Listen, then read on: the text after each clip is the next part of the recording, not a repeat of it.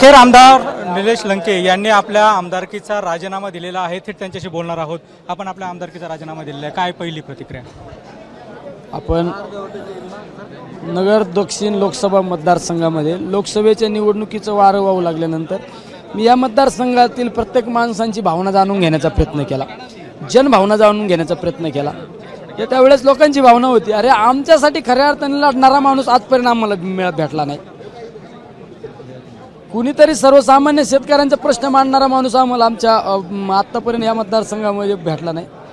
तर या निवडणुकीला तुम्ही आम्हाला न्याय देऊ शकता, ही बऱ्याच बहुतांशी लोकांची भावना मला त्या ठिकाणी पाहायला मिळाली। जे दादांची देखील आपण माफी मागितली, दादांची तर मी 10 वेळा माफी मागितली ना, कारण दादा अर्थमंत्री झाले, उपमुख्यमंत्री झाल्यानंतर भरभरून दादांनी दिलं, मला भरभरून दिलं। त्यामुळे दादांची मी माफी मागतो का मला हा निर्णय घेणं भाग पडलं, कारण जिल्ह्यातल्या काही कुटुंबांनी लय त्रास दिला ना आम्हाला।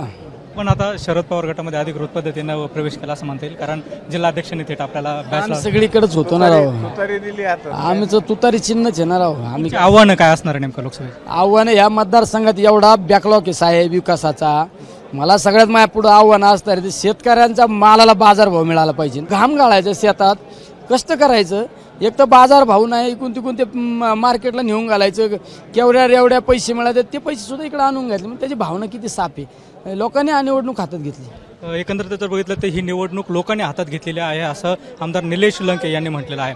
कॅमेरा पर्सन किरण कटारेसह सुनील भोंगळ, एबीपी माझा, पारनेर, अहमदनगर।